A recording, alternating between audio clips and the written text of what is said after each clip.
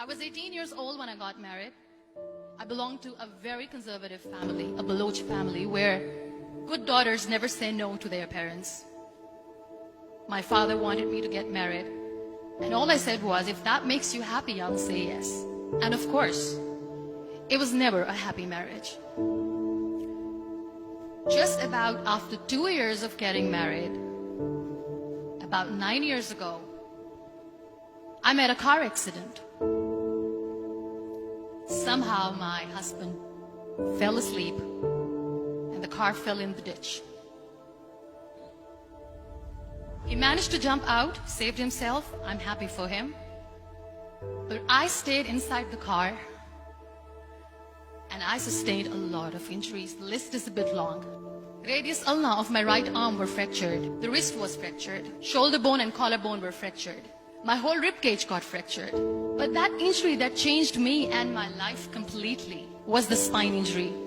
Many people came to rescue. They gave me CPR. They dragged me out of the car.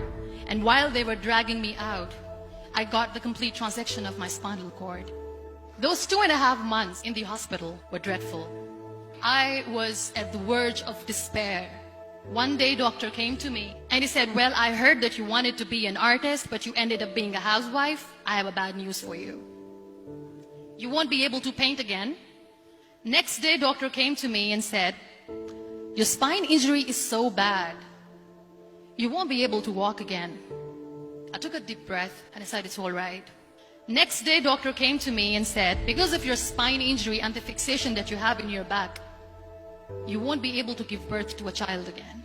That day, I was devastated. I started to question my existence. Why am I even alive? So what kept me going was, one day I asked my brothers, I know I have a deformed hand, but I'm tired of looking at these white walls in the hospital and wearing these white scrubs. Bring me some colors, bring me some small canvas. I want to paint. So the very first painting I made was on my deathbed, where I painted for the very first time. What an amazing therapy it was. Without uttering a single word, I could paint my heart out. I could share my story. People used to come and say, what lovely painting. So much color. Nobody could see the grief in it. Only I could. And that day I decided that I'm going to live life for myself. I am not going to be that perfect person for someone. I am just going to take this moment and I will make it perfect for myself. That I'm going to fight my fears. So I wrote down one by one all those fears. And I decided that I'm going to overcome these fears one at a time. You know what was my biggest fear? Divorce. But the day I decided that this is nothing but my fear, I liberated myself by setting him free. And I made myself emotionally so strong that the day I got the news that he's getting married, I sent him a text that I'm so happy for you and I wish you all the best. And he knows that I pray for him today. Number 2 was, I won't be able to be a mother again. And that was quite devastating for me. But then I realized there are so many children in the world, all they want is acceptance. So there is no point of crying, just go and adopt one. And that's what I did.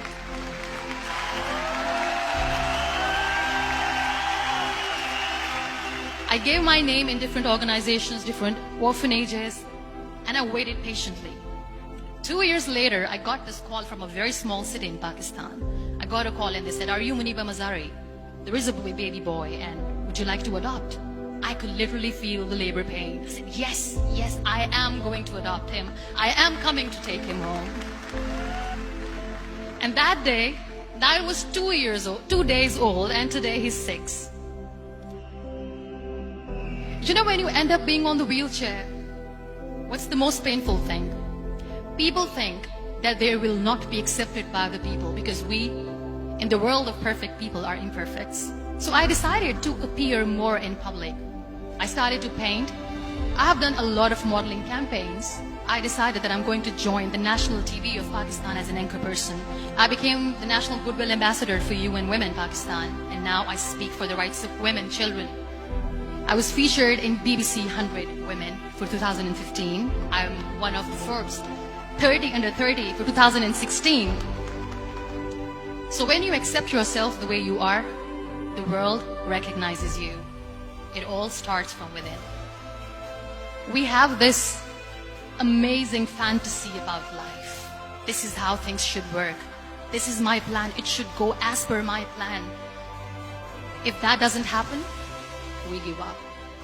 I never wanted to be on the wheelchair. Never thought of being on the wheelchair. This life is a test and a trial, and tests are never supposed to be easy. So when you are expecting ease from life, and life gives you lemons, then you make the lemonade, and then do not blame life for that. It is okay to be scared. It is okay to cry. Everything is okay, but giving up should not be an option. They always say that failure is not an option. Failure should be an option, because when you fail, you get up, and then you fail, and then you get up, and that keeps you going. Embrace each and every breath that you are taking. Celebrate your life. Live it. Don't die before your death. Real happiness lies in gratitude. So be grateful, be alive, and live every moment.